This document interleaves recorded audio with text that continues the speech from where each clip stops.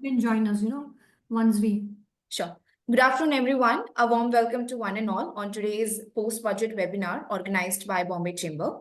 This webinar will provide a comprehensive analysis of the budget's impact on various sectors and highlighting key takeaways for businesses and individuals. The panel discussion for today will have our expert panelists analyze the implications of the budget on the industry from an economic perspective. As we start our proceedings, I request Ms. Pinky Mehta, President Bombay Chamber, and CFO Aditya Birla Capital Limited to deliver the welcome address. Thanks, Priya. Good afternoon, everyone. Distinguished speakers, members of the Bombay Chamber Board, esteemed guests who have joined us today. It is with great pleasure that I welcome you all to this post-budget webinar on the Union Budget 2025-26 organized by Bombay Chamber of Commerce and Industry. I extend my sincere gratitude to our expert speakers for kindly accepting our invitations to share their insights and analysis for Budget 2025. I also take this opportunity to welcome and thank Grant Thornton Bharat LLP, our knowledge partner for this event.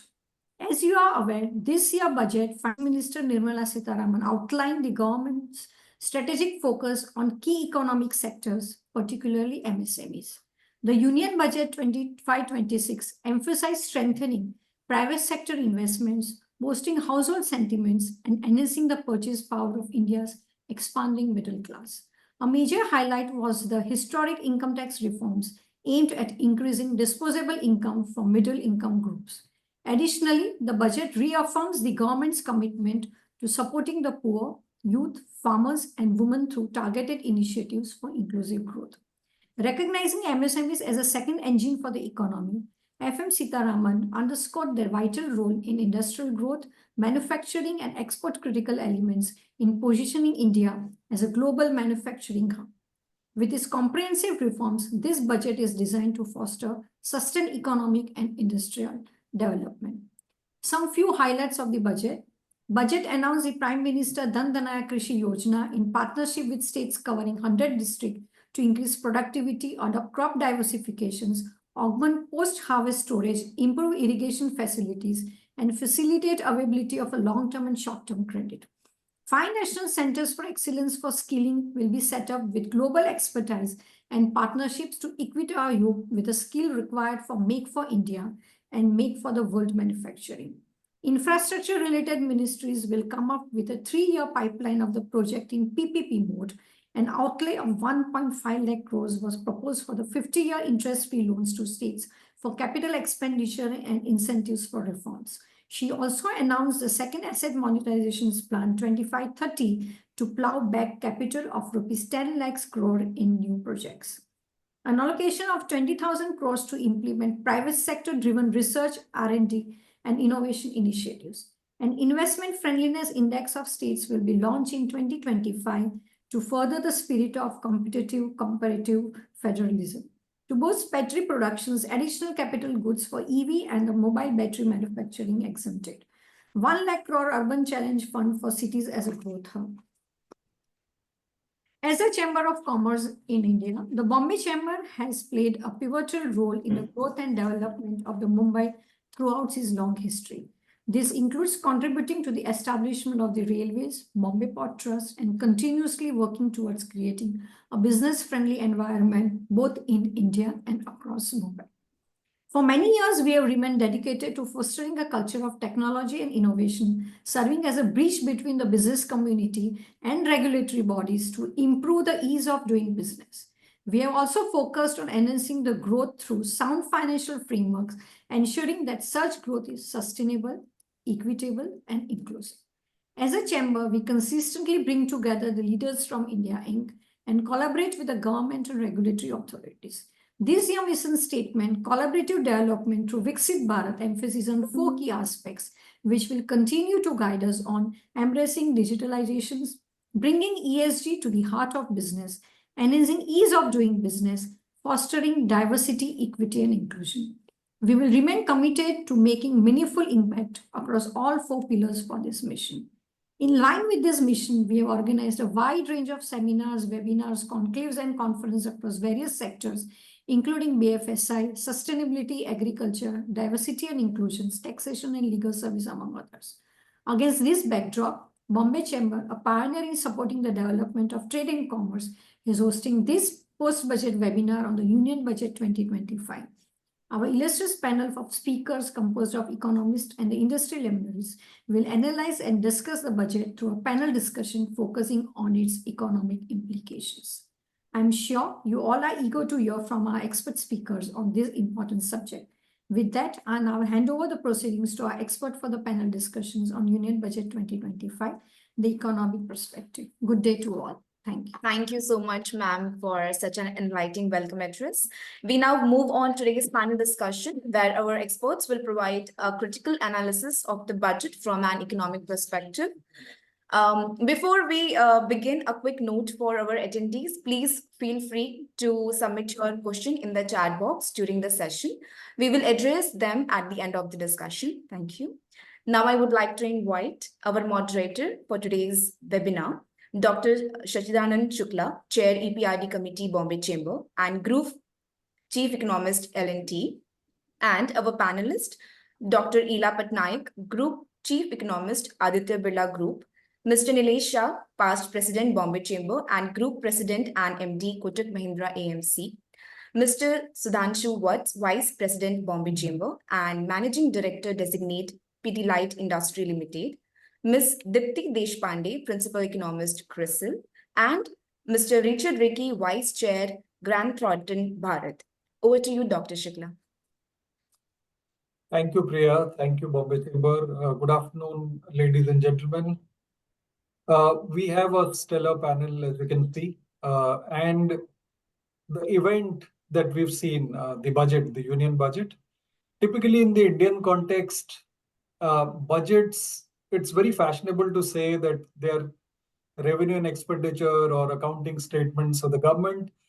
But in reality, I mean, the buzz is such, the expectations are such that one does expect the government to demonstrate its intent or provide signals in terms of reforms, economy, sectors, and also time to time provide some or the other benefit to stakeholders. And in a noisy democracy where there is a lot of regional inequality, etc., I think multiple stakeholders always are asking or expecting something. This time around, as you all know, the government has come up with a bonanza 1 lakh crore for the salaried and the urban middle class, right? But lo and behold, within a day, on Monday, somehow the markets and everybody was looking at something else, thanks to a certain Mr. Trump. So he's running a trade war on steroids, as we all know.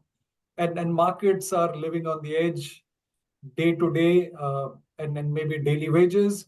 As we've seen in terms of the events today, moments after US announced the trade, say, tariffs on China, just moments after that, the Chinese launched an antitrust investigation against Google and also retaliating. So I think it's very, very interesting, and it's only Mr. Trump who can really overshadow such a budget.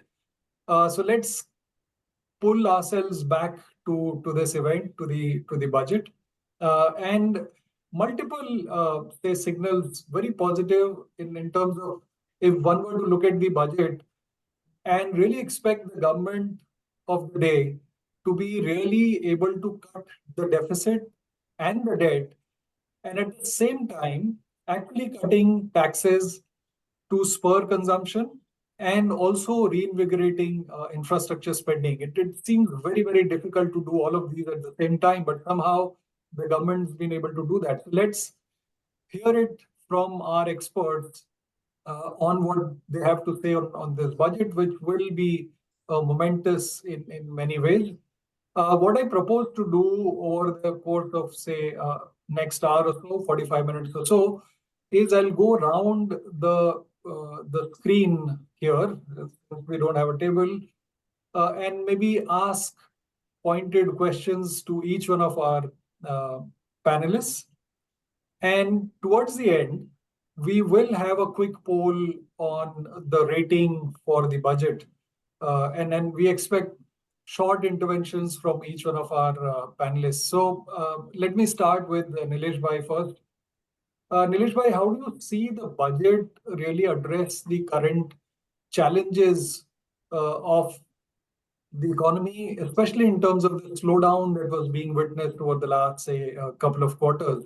And that was the backdrop in which the budget was presented. So, Sachchidanand, this budget is as good as we can get in current circumstances. There was apprehension that urban consumption is slowing down, and there is a boost to urban consumption through tax rebate. The urban consumption is also slowing down because of leveraged debt, EMI burden. The path of fiscal prudence hopefully creates room for RBI to improve liquidity, create durable liquidity, cut rates, and ensure that there is credit transmission. While focusing on demand side measure through tax rebate, the focus on infrastructure has not been reduced. While on the revised estimate, there is 10% growth. On the budgeted estimate, there is marginal growth. But this 1,50,000 crore being made available to state for doing capex by way of zero interest 50-year loan is also a step in the right direction. So path of fiscal prudence maintained, urban consumption boosted through tax rebate, and focus on infrastructure not diluted. The only thing in the budget is the tax buoyancy. This year we are running at 1.1 times. And next year, despite 1 lakh crore tax rebate, we expect it to be 1.3. So I just hope and pray that India does see better tax compliance, and hopefully the optimistic tax buoyancy number in the budget gets achieved next year. Thank you. Let me turn to Dr. Ila Patnaik. Ila, for the second year in a row, we're seeing some moves on tariffs, right? Some rationalization. This has been an ask from a lot of economists and a lot of experts that the government better make up its mind on tariffs and what is it that we intend to do going forward.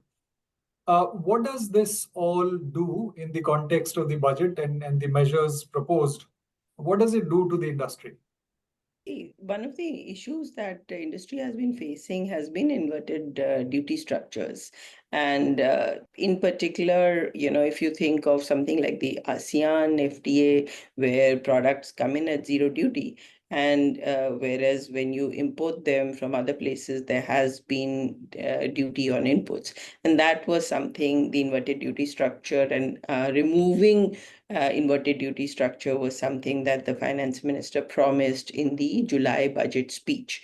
So I think she's gone some steps ahead on that, so that it provides industry with a level playing field, because otherwise you're getting imports that are cheaper. And so correcting this, so one is that, tariffs have been, 7 rates have been removed. So that has been done. Some corrections have been made. So for example, for flat panels, while input duties have been reduced, duties on the output, which was coming at lower duties, have been increased. Also at the same time, that there's going to be either a surcharge or a cess, rather than both on many products. And that was again part of this whole structure of providing a level playing field to Indian manufacturing. And, some steps have been taken, and hopefully this is a direction the government has now recognized that this is a direction in which the government needs to go, because Make in India is a very good ambition. And to convert that ambition and that vision to reality needs policy changes. So I think that's really something that has started off in this budget. Thank you. Mr. Vats, if I were to turn around to you now, the bigger move or something that's really hogged the limelight in this budget is the 1 lakh crore tax rebate offered to the middle class and more specifically the salaried and the urban middle class. Consumption has been under stress for quite some time now, and there was a lot of say discourse and chatter around slowing consumption, and consumption has been a large, say, part of the Indian economy, the Indian story, the India story. How do you see these measures helping consumption and anything else that you see from this measure? Thanks, Dr. Shukla, and good afternoon to everyone who's listening in and to all our panelists. As you know, Dr. Shukla, like Nilesh Bhai said, that it is a good budget under current circumstances. I also would like to compliment, Finance Minister Nirmala Sitharaman on basically, I would call it as well, a good balanced budget. I think, amongst the things she needed to balance and very specifically, Dr. Shukla, to your point on income tax, new income tax rates, and therefore this 100,000, 1 lakh crore rupees in the hands of Indian consumers is a very welcome step. Under the circumstances, I also think that this is a good and bold move taken because you have to balance all the numbers and, sort of be able to do this. As you rightly pointed out, Dr. Shukla, I think in the last 2 or 3 quarters, or if one could say about a year, maybe 12 to 18 months, actually, if you were to look at both urban and rural demand has indeed been a bit soft, which is absolutely correct. And I think while there is a little bit of rural uptick, which one was beginning to see, and which is one is seeing after the last monsoon, the urban demand continued to remain, quite soft. And I think to that extent, Dr. Shukla, this move of moving the income tax slabs and giving this money in the hands of Indian consumer is a good move. I don't have arithmetic multiplier numbers, but I can tell you, basically, there are clear direct multipliers of this. This will lead to higher consumption. The other interesting behavioral point is, Dr. Shukla, that a lot of this will actually go to the younger Indian consumers because, who are earning in this middle class bracket. And behaviorally, I can tell you that this is a class which believes in consuming and in experiences. They are not the ones who are basically big on savings, in my opinion. So there is a very good chance that a lot of this, if not all of this, will get into consumption. And as it gets into consumption of goods and services, I think we will see buoyancy from the point of view of demand, which will have a ripple effect on manufacturing, which was also beginning across sectors. There was a little bit of a slowdown. You were seeing all the figures which you were seeing. It'll also have impact on services, which have already been buoyant in India, but maybe even more buoyant. And lastly, I think there may be some of it coming back through GST, as you know, Dr. Shukla. Because I think if there is consumption, there is that. So therefore, I think it's a bold move. It's a right move. It's a move in the right direction. I also feel that from time to time, and that could be, 5 years, 10 years, in a country like India where there is consistent growth and there is therefore inflation, it's also important to keep looking at some of these slabs rather than leaving them stagnant, because what the rupee can buy, what the rupee could buy 20 years back is very different from the rupee could buy 10 years back, what the rupee buys today, and what the rupee will buy 10 years out. So I think, in my judgment, this is a good move. This is a move which will spur consumption. I see an impact of it coming in subsequent quarters. So you will, and I think that's a good thing for us moving forward, Dr. Shukla. Mr. Vats, thank you for that view. Very promising. As we are on consumption, maybe a word on rural consumption as well, if you have any views over that. No, we are already seeing a little bit of uptick in rural consumption. I also would like to, on that count, compliment, Finance Minister and Prime Minister's vision on the agri scheme, which Pinky spoke about also. I think the other thing I see very welcome in that, Pradhan Mantri Dhan Dhanya Krishi Yojana, which has been announced, Dr. Shukla, is that first time, at least in recent memory, I am seeing a very comprehensive kind of a scheme. And I think this is the need of the hour for India, not only in agriculture, and this is currently beginning with 100 districts, but I think looking at many of our issues more comprehensively is very important. And I think that will help us to sort of spur to bring some of these things, because while we look at things individually and we do a pretty decent job, sometimes stitching them up together and looking at them comprehensively is something we've not done well as a country, if I could clearly articulate. And I think that is an area which basically will help. And I think that let's see how that progresses, both within those 100 districts which have been identified, but how this I see is a model which has a lot of promise, in my opinion. So I think, therefore, how does this model move forward, and how do we take it on from here? It'll be very, very interesting to see. Absolutely. Let me turn to Deepti now. Deepti, please wear your rating agency Economist hat. Nilesh bhai alluded to some bit of optimism on the tax assumptions, especially the direct tax math. Could you just walk us through the budget numbers and how realistic are the numbers and the assumptions? Thank you. Good afternoon, everybody. Pleasure being here. So I think, Sachchidanand, there are two ways I think one should look at the budget math, and not only for this particular year, but also what's been happening for a while.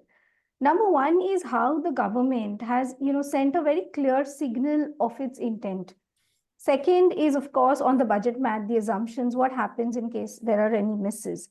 So I agree with my other panelists that I think it's pertinent to compliment the budget for sticking to the path of a fiscal restraint, especially because there were very loud calls this time for an impulse, for a push to growth, etc. See, it was not an easy choice to make when growth was actually falling down from 8.2 to 6.4%. Another point to note is this year's fiscal deficit is actually lower than what was originally budgeted for the year. So which means that they had already covered a little bit of ground. So they need not have essentially gone in for a sharper reduction. They could have gone for a marginal or a very small reduction in the fiscal deficit, use that leeway to support growth, and then again lauded themselves for having listened to everyone and made everyone happy. But instead, I think the budget did what it has been doing for quite some time. It stuck to its targets. Now, in fact, this target of having a below 4.5% fiscal deficit to GDP in FY26 was originally laid in Feb 2021, which was the peak of the pandemic. Nobody really knew what was happening. So that is some planning gone right. So again, I think that is something to be highlighted. Now, with this, what we've done is we've corrected for the pandemic created fiscal bump, and we are in fact now at a level below where we were before the pandemic started. So when the pandemic started, our fiscal deficit was at 4.6%. In FY26, we'll be at 4.4%. So we've corrected for that. Now, it's important to highlight this for two reasons. Number one is that it brings certainty and predictability to India's fiscal policy. Second is that it also gives this clear intent that, even internationally, on the government's intent to stay put on fiscal restraint, the fact that we want to bring our, debt burden down, etc. So in case of an economic shock, there's a lesser likelihood of unscrupulous fiscal spending. And in case we stray from the target, we know that there will be greater effort to get back to prudency. So now coming to, this year's, budget estimate for next year, I think it's a little differently strategized. Number one is that the extent of reduction is slightly lower. Extent of reduction in fiscal deficit is slightly lower in FY26 compared to FY25, because naturally we are closer to the target. And some leeway there is now being used to maintain the capex as a percentage of GDP onto FY25 levels. So now what happens in FY26 is government's capex growth is on par with nominal GDP growth. In FY25, government's capex growth was slightly slower than nominal GDP growth. So there is that thrust to capex that continues to remain maintained. But besides this, there are three elements which are driving down the fiscal deficit. Number one is that revenue spends have been cut on some of these items, like, for instance, food subsidies, fertilizer subsidies. So that is in a positive vein. Second is, we will see yet another year of an RBI dividend bonanza, PSU bonanza, etc., that is being factored in, and a little bit of, what we don't call, but is disinvestment revenue now. And third, of course, which Mr. Shah also alluded to, is another year of robust tax collections. So, for the benefit of the audience, just a number that I'd like to share is, despite the tax relief measures, income taxes are expected to grow by about 14.4% next fiscal. They grew by about 20.3% this fiscal. So on a high base, we're still expecting a good growth. Now, we wanted to look at that and we wondered, what's behind it. And the reason really is that the assumption goes that there is a structural change happening in terms of a wider tax net, a tax net which is gradually but steadily widening, and better compliance. The new, the shift to the new tax regime, which is simpler and is drawing more taxpayers and more tax filers. The recent numbers also show that more people are actually filing under the newer regime. It offers for lesser exemptions. The announcements now actually have lower tax rates than earlier under this regime. So basically, people getting onto this newer one, which is where we are able to capture more people. The second factor is there's rising formalization, increasing digital payments. So everybody is some way, getting into the radar, and there will be better compliance going ahead. Another point that I'd like to mention is it's important, but not very, doesn't have a lot of weight today, is when you cut down income taxes, there's a head called as the securities transaction tax, where when households and smaller enterprises transact in the market, the taxes which are imposed on them for those transactions. That head has been steadily going up. So compared, if you look at the pre-pandemic level and today, collections under that have grown 6 times, whereas simple collections under income taxes have gone up by about 2.7 times. So the share of these in total income tax collections has doubled to 5% today. So I think that's another head which is expected to see 42% growth in collections next year. This year, the collection estimate is about 62%. So yes, bottom line, the fiscal math looks realistic for 2 reasons. Number one, the nominal GDP growth assumption, which is the base for all of these tax collections, is at about 10.1%. CRISIL's forecast of nominal GDP growth is at about 10.5% or so. And secondly, if you look at the tax buoyancy numbers, after a bump, these are now back at the pre-pandemic averages. So that's another reason why, it suggests that they are fairly realistic. But I think the catch is that it hinges quite a lot on receipts from taxes, income taxes, and receipts from dividend. And if there's a miss there, then honestly, the expectation is that there could be a capex compromise rather than a fiscal deficit number compromise. Thank you, Aditya. That was very lucid and a good explanation of the assumptions, underlying assumptions.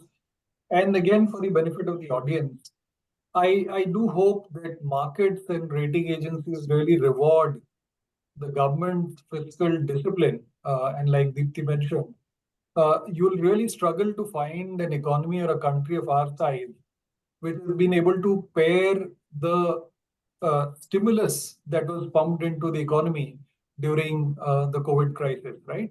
Look at the US, running a $35 trillion debt to GDP, fiscal deficit north of 6%, the likes of France and other European economies spending 50 to 60% of GDP, throwing more money at the problem. So I do sincerely hope that the rating agencies and markets really reward this kind of persistent fiscal discipline. Let me now turn over to Mr. Richard. What are the key challenges and opportunities for the economy or the industry, Mr. Richard, that you see post-budget? Yeah, so first I'll talk of the opportunities. I think it's good to start on a positive note. And good afternoon, everybody. And thank you, Bombay Chamber of Commerce, for having me here. I think the first point we have to realize is that we have a thriving consumer market. It's a very big market. It's going through a bump at the moment. I was talking to a FMCG CEO of a multinational company saying we're having single-digit growth. Now that's the challenge, okay? But the opportunity with the fifth largest economy, we're a great consuming, gone through a little bit, and we have a rising middle class. Like we've been talking, actually, the upper part of the middle class is really growing. I mean, where the further income has come in post-COVID, I think people have forgotten what is saving. They are spending. So I think that is a big change in mindset. COVID actually shook up people from that. I think that's an important point. E-commerce boom continues in India. Digital economy, I think Dipti also mentioned about the digital economy, 164 billion transactions in the last year. I mean, biggest, I mean, no country compares anywhere near that. And also it creates a huge amount of e-commerce. While we have not got any products in the AI, not developed a product, I think AI services where India is going to play a big role, I think. Like the GCCs, I think AI services is going to be big. It's going to be a great opportunity. And of course, the increasing demand for data centers, if we get the GPU, etc., right, with what is there, I think we would get it. On the infrastructure side, while there are gaps and there continue to be gaps, but I think the Gati Shakti plan, the smart cities, increased public-private partnerships that she announced, which will definitely go a long way. And then we've got this big demographic dividend. But I want to caution everybody, while there's a demographic dividend and human capital, and India is poised to become the talent hub of the world through the GCC and etc. and other places, I think the young and growing workforce needs to be properly educated. I mean, the skill and the education needs to match the job requirements. Otherwise, that same demographic dividend can become a liability. And the tech talent pool is big, 1.5 million engineering graduates every year. So, so everybody which needs AI services will come to India. I think that's where it's going to be. GCCs is growing. India is now called the GCC capital of the world, and where maximum number of this thing. This supply chain, the manufacturing side, India is trying to become the global manufacturing hub in the new world order. And we want to become part of the global supply chain of the world. So you can see in electronic manufacturing, we have gone there now. We manufacture mobiles in India. The PLI scheme has worked quite well, and I think government is increasing the more adoption of PLI scheme. Automobile and EV, I mean, India is quite big in the market. And I think if once we get into battery manufacturing and more into the EV vehicles, our energy consumption demands will also come down. Oil, I'm talking of. And of course, India is investing in renewable solar. We've seen all those investments which are coming, and hydrogen. But we have to see how does this actually convert into getting the other fuel consumption down there. And the last one, on the positive side, I would say on the healthcare side, India is becoming a big healthcare destination. Digital health solutions have come out, whether it's preventive care, telemedicine, AI into healthcare. This sector is 372 billion in 23, is expected to grow to 638 billion in 25. So I think this healthcare is a big sector for all people looking to find out which sectors to invest in. Nilesh, bhai, you must be invested in telling people what all sectors. But now here I would like to talk of the challenges which we are having. And the challenge is the slowing growth in private investment. This is coming from capacity utilization, under capacity utilization. If you look at it, it's about 70%. So people will not invest till that goes up, right? And then the falling consumption, which we just spoke about, and concerns over regulatory uncertainty. So I think it's very important that this regulate and high interest rates, but now I think interest rates, hopefully with this budget, interest rates should fall. And we've been hearing the US also wants to bring the interest rates down. And of course, the last one is the global economic volatility, which is happening. So India cannot be away from it. Inflation and cost of living cost is high. Food inflation is high. Fuel and energy prices remain volatile. So that becomes a big challenge. The one thing which we have not discussed here, I think the informal sector, which actually compromises a very big, I'm not sure how much the budget has done to it, so I'm not going to comment on it, but that's a really big sector because it creates a lot of employment. It also creates it also is a feeder unit to the large corporates in terms of the manufacturing they do. So I think, but they have issues there like job security, low wages, lack of any social benefits. So I don't know what could have been done in a budget on that, but I just thought I'll raise that. And then we have unemployment and underemployment, both the disguised employment as they call it. So the youth is over 8%, remains a challenge. Job creation is lagging behind our growth. So that has to be seen how we can get it. And of course, the rise of automation, AI is not helping currently, at least. It will finally, this thing. And the education and skill mismatch, which I spoke about, I think that continues. And our regulatory complexity on taxes still continue on different taxes we have. While GST has been one tax, but I think the rates, my view, the rates are too high. And maybe there could have been a rationalization on that. And land and labor reforms continue, judicial backlog of cases, which is very irritating to foreign investors when they come in. And I remember when I used to go out, when I used to be in KPMG, used to go out and try to get investment. This was a big issue which came up, saying you get this right and then we'll come to invest. And of course, the rural distress, the low income, unpredictable monsoons, we still continue with the rural issues. I'm not sure how much this budget will be able to actually address some of those issues which come out there. And of course, the slow growth in exports, that's nothing to do with India. The global economy is what it is. Our public debt is now 84% of GDP. It's quite okay when we look at others. The last point which I would like to put out here is the depreciating rupee. The depreciating rupee, the impact is high import cost, rising inflation and cost of living, pressure of foreign debt repayments for people who have borrowed in foreign currency, then the capital outflows, impact on this thing, and the weakening business confidence and economic growth. So, and one thing which I don't know if somebody can correct me if I'm wrong, I'm not sure whether there was enough thing put on on the ESG, on the that there was enough on the green energy, enough investments, etc. there. So these are my points, Dr. Shukla. Thank you for that very comprehensive capture on the opportunities and the challenges. And you, in a way, preempted my question that I was about to ask Nilesh Bhai. Nilesh Bhai, I mean, your take in terms of how do you see the impact of what's happening around the world, especially Trump's tariff and tariff war, and also the retaliation that's really started to take place. And the world is looking uglier than last year.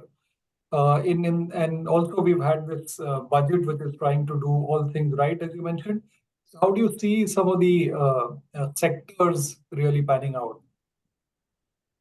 First, we have to ensure that the bullets don't get fired to us. There are many good targets like Canada, Mexico, Denmark, China, and so on and so forth. Second, we should not be caught in the crossfire.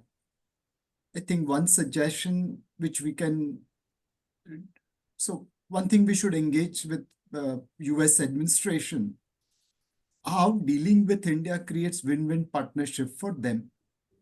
For example, if they had outsourced all their programming to China, by now China would have shut down a couple of American power plants, shut down a couple of airports. Because they outsource programming to India, despite billions of lines of programming, they don't have to worry about security risk. They don't have to worry about bugs and so on and so forth. When US deals with India, they get efficiency, quality, and security. When they deal with China, God knows. What we have done in IT and pharma should be extended into other sectors. And US should not look at deficit with India on the prism of goods deficit of about 36 billion plus IT exports. There are 200,000 Indian kids studying in US, about $10 billion spending. About 17 lakh Indians travel to US and more will travel if US reduces visa time. That's another $10 billion plus. And all the American companies from Microsoft to Meta to Google, they collect tons of money from India. They don't show it in US balance sheet. It's getting counted in Dublin and Bahamas balance sheet. So they need to take that whole thing into account. We need to engage with US to ensure that first, no bullets are fired at us. And second, in the crossfire, we are not getting hurt. Nilesh bhai, a lot of people would want to ask you in terms of any sectors that you favor for the year, some sectors that will do well, and also any key worry that you have for the year. So outside of budget, we need a couple of things for getting maximum impact of this budget. For example, consumption boost will create multiplier effect only if people spend money in India. If they go to Thailand to spend money, we won't benefit in any way. Second, the capex by government will require support by way of better durable liquidity, lower real interest rates, and also credit transmission. And finally, the government has to also do outside of budget the most important thing, unburdening Indian entrepreneurs. Today, there are 26,000 laws which burden our entrepreneur. There are laws which require spittoons in factory. There are laws which says your canteen wall should be whitewashed, but definition of whitewash is not clear. So what appears white to you may appear black to the inspector arriving. There are laws which says that you need to maintain health record for your canteen cook for 3 years. Otherwise, for that grave crime, you go behind bar for 3 years. There are laws which determine how your door should swing in the factory and office. There are laws which determine in which color your wage slip should be printed in which font. And all these grave crimes put our entrepreneur behind the bar for 3 years. The government has to really scrap all these stupid laws and unburden our entrepreneur. The Jan Vishwas bill started with 180 laws. The Jan Vishwas bill 2 is talking about 100. And the target is 26,000. The asking rate is going high. Overs are less. And our batsman is probably not playing as fast as it should. So we need to unburden our entrepreneurs so that they can execute things on ground. With that caveat, we believe from market point of view, the FPI selling is likely to continue. It's quit emerging market movement going on rather than quit India. It's ghar wapsi of American money to American markets. If you are going to get 4.5% in risk-free treasury, then why take the risk of investing in emerging market? With President Trump, America First policy, there is pressure on American investors to bring money back. And anyway, over the last 15, 20 years, bogged down by China, Russia, Brazil, South Africa, emerging markets have massively underperformed US market. So we believe FPI selling will continue. Of course, they can turn around if India emerges as a separate asset class from emerging market. But that will take some time. It can't happen overnight. So with those two caveats, that beyond budget, we need to do a lot to ensure that benefits of this budgets are available on growth. And we believe for the time being, FPI selling should continue. This is time to go for quality stocks over momentum stocks. This is time to go for reasonable valuation over expensive valuation. And this is time to go for high floating stock counters rather than low floating stock counters where prices are way ahead of their fundamentals. Thank you, Nilesh bhai. I'm aware that you need to, I think there is a hard stop at 3. If you're around for maybe 10 minutes or else I can ask your rating right now in terms of. I'll have to leave at 3. Choice is yours. Okay, so why don't you give your rating? I mean, just in case. So let there be 2 ratings, one on intent, other on execution. On intent wise, this is probably 9 out of 10. Fiscal prudence, consumption boost, and not diluting focus on capex, very good intent.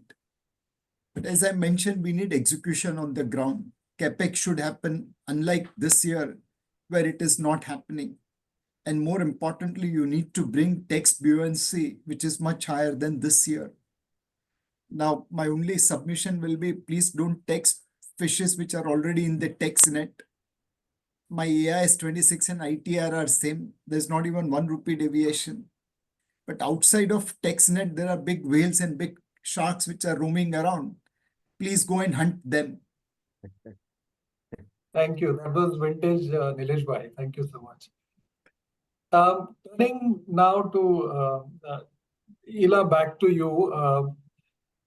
So how does this year's budget, really tackle some of the challenges around, say, employment generation, manufacturing as a whole, and maybe even infrastructure, if you want to talk about it? So one of the important things that the budget has done is kept fiscal stability.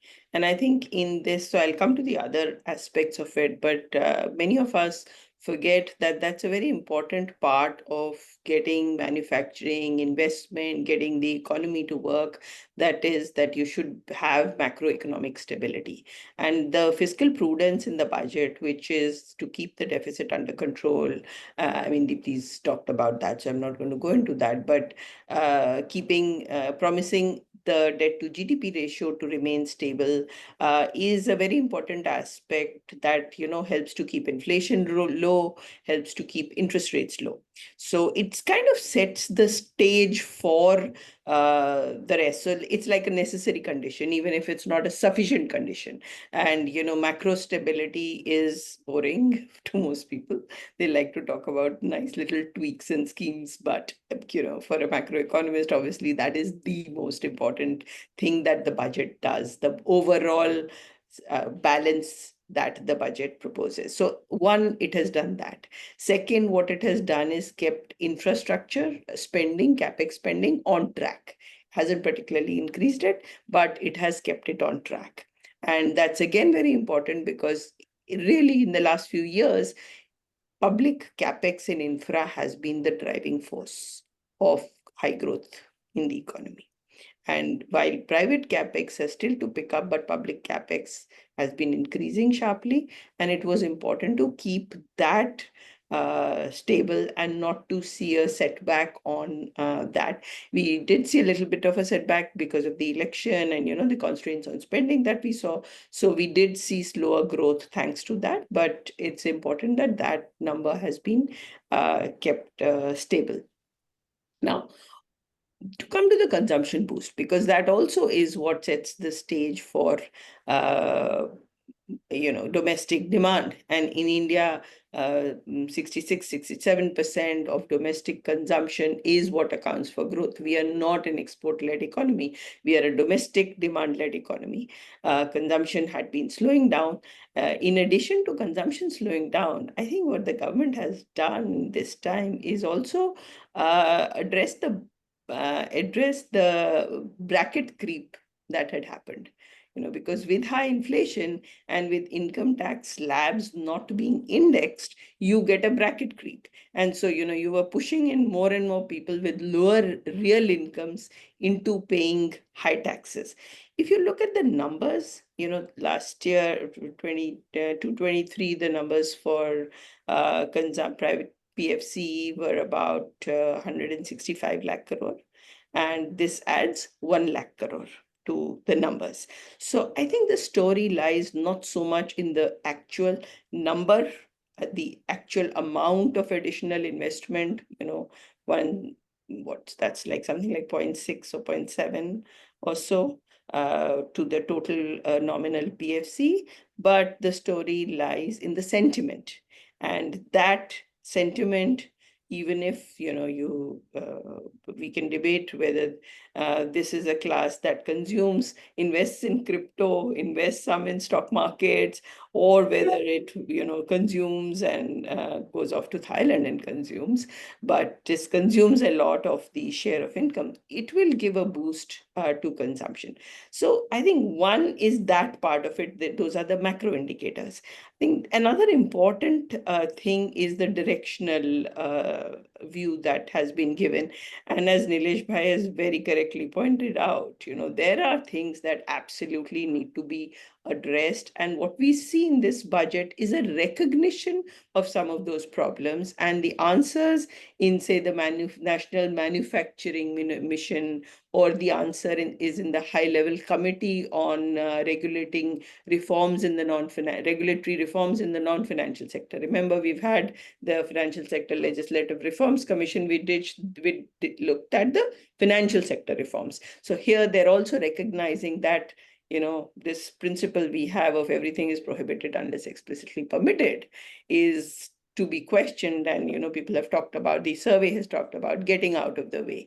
And I think that is an important element, in addition to the Jan Vishwas bill, where they will decriminalize, chalo 100 is sahi, okay, but to begin with, 100, the Factories Act. I mean, you were quoting actually from the Factories Act, and that's something which is a means of extortion, blackmail all across the manufacturing sector. Everybody knows it, nobody speaks about it. But I think the recognition of those is the direction that we see in this budget. And if that goes ahead, then it is setting the stage. If they really do deliver on that intent, it sets the stage for creating a dynamic, growing manufacturing sector.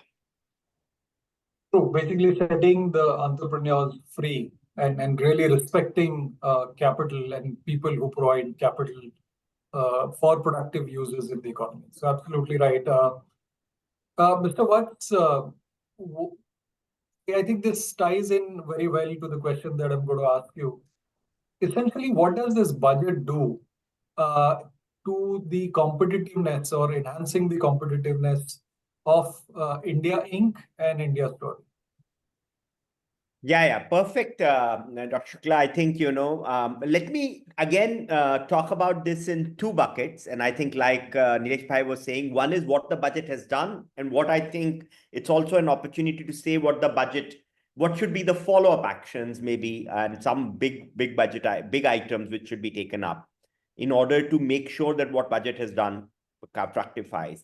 So I think within the budget, if you look at it, Dr. Shukla, the couple of things that stand out for me actually this time around was, once again, some emphasis on MSMEs. If you look at it, there is a clear, reclassification and sort of making sure that you keep on sort of upward revision of the definitions. And if you remember, Dr. Shukla, like some time back at Bombay Chamber, we had released the Viksit Bharat report.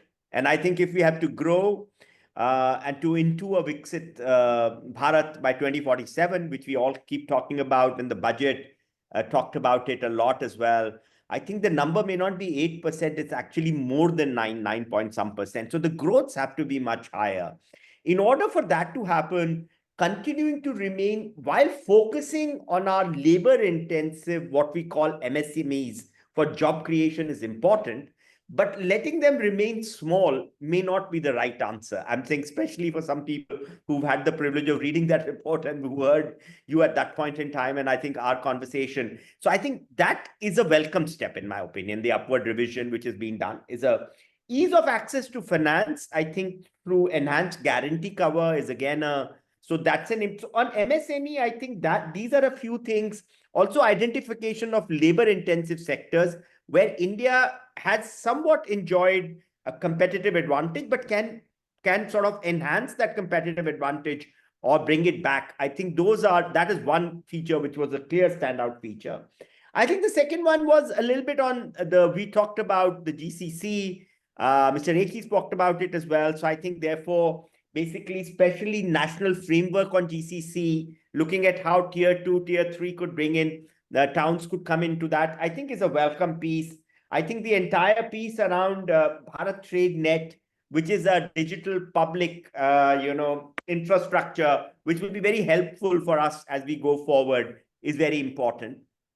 Along with that, as Dr. Ila Patnaik pointed out, I think the direction of the survey on deregulation, and I think continuing to, if I can use the word, get out of the way, is going to be important as we go forward. And the budget touched about it a little bit, but I think more needs to be done as we go forward. Investment in infrastructure and overall investment emphasis is again a welcome step. So I think from a point of view, these are good. I think what needs to be followed up, and which we've spoken here in my Dr. Shukla, but worth repeating again, I think, while many panelists have talked upon it, but I do want to touch on it a little bit, is I think the next level GST reforms are begging or waiting to happen, in my opinion. Simplifying rates, reducing rates, again, based on buoyancy, after checking the buoyancy, I understand, but at the same time, having fewer, simpler rates, maybe even widening that net forward is important, because as you know, because we don't touch part of income tax on certain sectors and certain this thing, I think getting GST wider is important, in my opinion. So I think next level of GST reforms, I think, is a big one. We talked about labor reform, I think, in this panel. I think, therefore, going forward with that, with labor codes, understanding that some of it actually is very good for labor. It's good for manufacturing. It's good for labor. It's good for productivity. It's good for economic growth. So I think getting that miscomprehension, some miscomprehensions or whatever misunderstandings out of the way and getting that done is going to be important. Nilesh Bhai talked a lot about the legal reforms, I think, which are needed, I think, in order to genuinely bring in the ease of doing business. So I think these are things, if we do, I think we'll be able to unleash the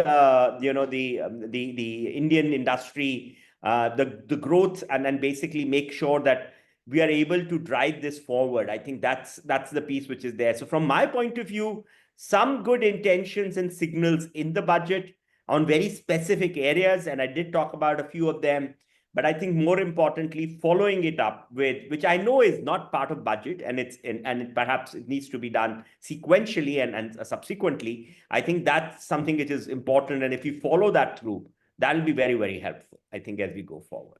Absolutely. As we speak, I think we've had the budget as an event getting over. We've also seen the trade war on steroids playing out right in front of our eyes. And now I think people are shifting gaze, or maybe have already shifted their gaze towards the next big event for us, which is the RBI's Monetary Policy Committee meeting. Deepti, I mean, with the budget getting over, and you've also spoken about how realistic these numbers are, what does it mean for A, agriculture, and B, inflation? Because bulk of the inflation that we've been witnessing is coming from the food basket, right? Food pack. And therefore, what do you see the RBI really doing, and what are you suggesting? Yeah, so absolutely. I think when it comes to overall inflation, the budget, as we've discussed, is contractionary. Now, because fiscal deficit is lower, the fiscal impulse is in general lower next year compared to this year. Now, from a consumption perspective, although there's a tax relief that we've all been talking about, it's also true that the higher disposable income part of them could get channelized towards savings which need replenishment. They also could get channelized towards some household debt repayment.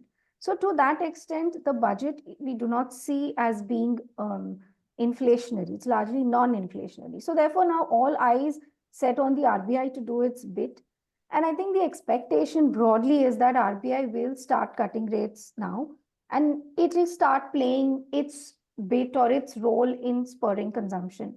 But I think, having said that, it also needs to be seen how monetary policy making itself has seen a shift over the last several years. There no longer is undue dependence on moving the rates, because when you move the basic policy rates, it creates a lot of other impact across the universe. Instead, in addition to moving rates, they've been using two other tools. Number one, that is liquidity management. And third is also communication. So all of these three things put together have been having an impact. So our understanding is, or our belief is, that when the rate cut cycle now begins, it's not going to be very, very deep or entrenched. It'll be relatively shallower than the ones that we've seen in the past. And there will be a lot more reliance, as has been in the past, on liquidity management as well as communication. So I think that's the broad when you look at overall inflation. But the bigger, sore point is what happens to food inflation, because that is one part which is unpredictable, uncertain, and it keeps, resurging. It's also outside the ambit of the RBI. Now, honestly, the budget has announced quite a few things for the agriculture sector. But honestly, from our perspective, to be fair, these measures are unlikely to bring down food inflation in the short term. But if pursued, they can, over a period of time, bring down price pressures in the rightly, specified items like pulses or vegetables, etc., which have been at the core of many of these price spikes. So in recent times, we've also written quite a bit about how inflation management in India is very different from in advanced economies, because there the role of monetary policy is a lot more dominant. Here, in addition to monetary policy, fiscal policy needs to play a very active role in the short term by, for instance, releasing food stocks, making imports available when required, etc. So over time, I think if we want to bring down food inflation and overall inflation, there will need to be an enhanced role of fiscal policy herein. So just to give a perspective, today, non-food inflation is about 3.1%. Food inflation is 8.4% or so. And the contribution of food to overall inflation has just been steadily rising. Back in FY22, it was about 27%. Today, 67% of overall inflation is on account of food. So I think that's the kind of impact it's been having. So in some way, it's time to sort of have like a surgical strike-like action on food inflation from a fiscal perspective. Now, what has the government done which will help? And I'm glad some of these things came out, because in a recent research, we put out that in addition to the demand aspect, which keeps, prices on the edge, supply, for instance, production growth or yield growth across a number of crops have gotten affected differently because of the climate vagaries. So we need to have a focused approach. And that's where, some of the announcements of identifying 100 districts to increase productivity, raise crop intensity, because we can't keep, increasing acreage when there's an urbanization sort of a challenge happening. There's also something which talks about a mission for pulses, something for, cotton production, etc., which is, I think these are some things, developments to look forward to, because India has had a good track record on some of these. I think many of us might here also recall that between 2011 and 2013, there was an accelerated pulses production program, which had a huge impact in terms of the pulses output that subsequently came out. And if you look at the period ending, say, FY20 or so, the average inflation rate in pulses had started coming down. So I think this works for India, because here the government does know what to do. It's about how to do it. Again, getting back to the fact that effectiveness of the policy, and honestly, agriculture has waited long for some attention. From the last budget, a little bit of attention is getting drawn back, but it needs implementation, and most importantly, it needs states also to start playing a much larger role, because it's the center alone cannot do too much to increase, the resilience of this sector against climate action or climate vagaries. Absolutely, Dipti. I hope that the government pays heed to your surgical strike on food inflation, and the RBI pays heed on cutting rates this week. Mr. Rekhi, if I were to now come back to you for the last bit, anything that you think is the unfinished agenda, and that's not been covered either in the budget or our discussion, anything that you want to highlight? Okay, thank you, Dr. Shukla. I think after hearing all these positive comments, I don't want to be sounding negative or, kind of this thing. I'm just trying to give some suggestions here. I think it's important as we look at. So I want to complement the budget first before, and I'm not talking on the budget, I'm talking on, because some of these things I'm going to talk has nothing to do with the budget. It is, how do we improve our economy? How do we take it forward?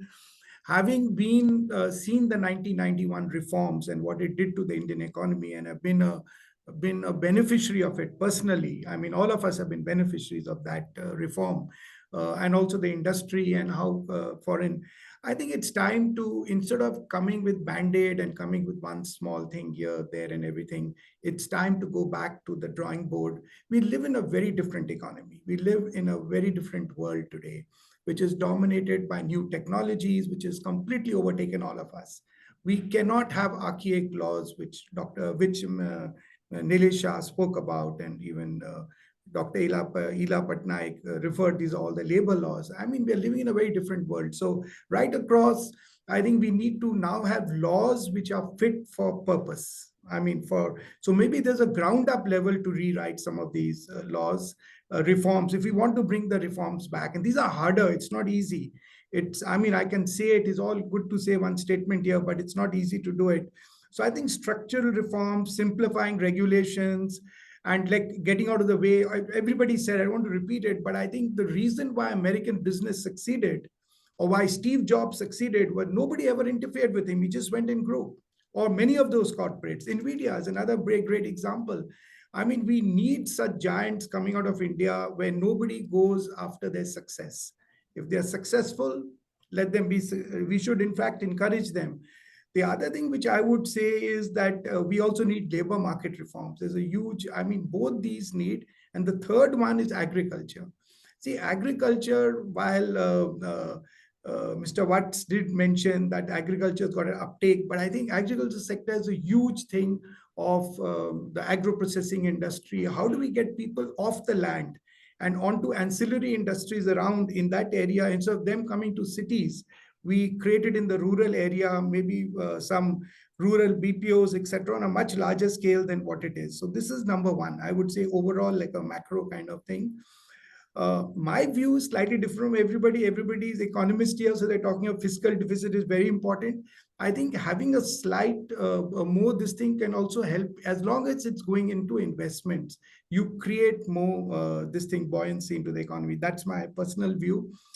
The other thing which I've noticed over this last few years is there is no consistent, and this is across many years, not even last year, consistency of policy. People, when a businessman puts, he wants a consistency, at least next 5 years, this is what keeps changing from time to time. I think consistency, corruption continues to be a big bottleneck in this country. Somebody has spoken about it. I want to mention it. Ease of doing business, finance minister spoke about it. But I think, what we need, when I talk to businessmen, they say, "Theek hai, paper mein, it's okay, it's fine. But, when I have to set up a factory, these are my problems." Can you get those addressed? So I would say real practical ease of doing business issues need to get done, so that the people who are implementing projects, the entrepreneurs, they are actually aided and not this thing. GST reforms we already spoke about, so I'm not going to mention it. While capital expenditure has been remained almost constant to what it was last time, and we didn't spend all of that money, I think capital expenditure is for a growing economy like ours. If we want to grow, because if we have to achieve our targets, we have to minimum grow 8%, right? And we are growing at 6 point some. I saw Moody's report somewhere saying that even next year, after all these tax reforms, it's going to be 6.6. So now that is one person giving a prediction. How far it will come true, I don't know. Human capital, I would still say human capital is our biggest asset. How do we actually get it right? How do we get the skilling right? And how do we get the people to be fit for taking jobs and employment? Sustainability, I think not much has been covered in the budget of how you're going to deal with climate change and the ESG issues, which are real. And of course, social sector spending came down because just to keep the deficit. So maybe there could be some impetus in that. So, and of course, the last is women work for labor force. She said that it's gone down to 24%. She wants it up. Some steps in that direction. How is she going to get it up? Because after COVID, it actually fell quite a lot. So these are my points. Yeah. Thank you. Right, thank you. We are at the fag end of our conversation. Very quickly, I'll go around the screen now, and the women on the panel will have the last word.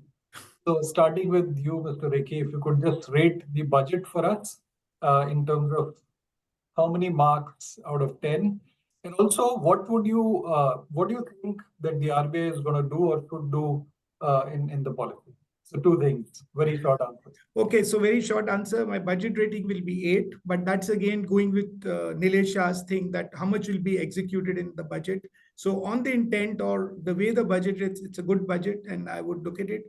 I think RBI, in my view, I don't know, we have the experts sitting there, but I'm sure they'll go for an interest rate downward revision because that will create more this thing. And yeah, so these are my 2 bits on this. I can see One Nilesh point, still... 1 second. I'll just give 1 point which I missed out in my thing. You know, you want to make India a big manufacturing hub, we can become suppliers to China, you know, on the low cost manufacturing India offers, and China is unable to do it. It'll help the deficit of payment between the 2 countries.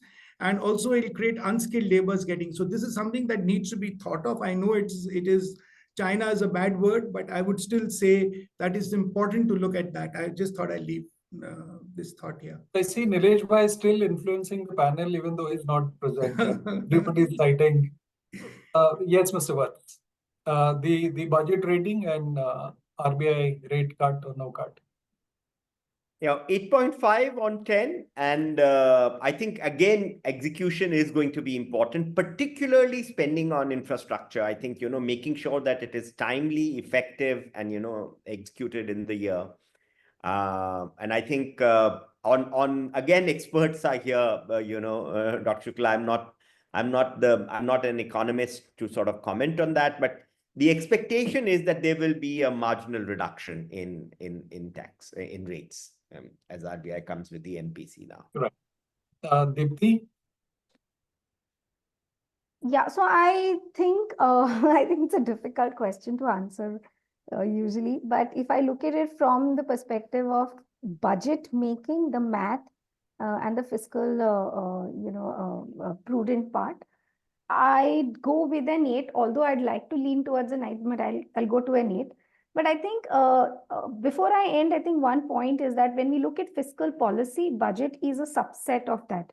Outside of the budget, there are a number of things that can be done, all that the panelists have mentioned in terms of reforms. So the budget need not be, the only platform to have many of these. So I think how we, go on some of these and progress is going to be very, very critical to, support growth and other things for the long term. So yeah, thank you. And the RBI? 25 basis cut 25? is what we're expecting. Yeah. Right. Dr. Ila, the last word. Yeah, I'll also go with the 8. It's a budget that is fiscally prudent. And for me, the math of the budget, I mean, that is the really the big thing that they've managed to, give a lot of incentives through, say interest subvention or giving a small amount of money, but having a big impact and managed to contain the fiscal deficit. It's a difficult time when every party is competing to give freebies and to give reveries, and we at that time to manage to be fiscally prudent is a big deal. And so I really appreciate that and commend the budget on that. In terms of the interest rates, now see inflation relatively under control, within the band. You also have a slowing down of growth, and you have fiscal prudence. I think that sets the stage for certainly for a rate cut. Now, whether they do 25 or whether they are bold enough to do 50, it needs to be seen. I think they may not do 50 because they may worry about the impact it will have on the rupee. And not because the economy doesn't need it. I mean, we're seeing the slowdown which people are talking about. We're seeing the slowdown in GDP numbers. So they should maybe do 50 looking at that. But then, the rupee's already taken such a tumble that they may worry, and therefore I would say 25 is my best bet. Thank you. So, ladies and gentlemen, I think you heard it from the panel. Everybody has given it at least an 8. And also, our panelists do expect a rate cut very soon. You'll probably have it from the RBI. Any questions from the audience? Please address them directly to the person you want to ask. And if we have no further questions, I will hand it back to Mr. Khotla, Director General, Bombay Chamber. Thank you. Thank you, Dr. Shukla. I think you summed it up where you said 8.5 minimum. And I think we should do this more often because of all this rating, the market has gone up by almost 1,500 points. I can see no reason because the budget was there on the 1st, today even the 4th. So I can see no other reason for the markets to go up, but for this positive endorsement by all of you. So thank you everyone for being here. It was very lively, the discussion, including views from all of you as to where we are. I think everyone is right that the intent is really, really good. Now let's see the implementation, and the Bombay Chamber would follow it very, very closely at periodic intervals to see as to how the implementation of these are happening.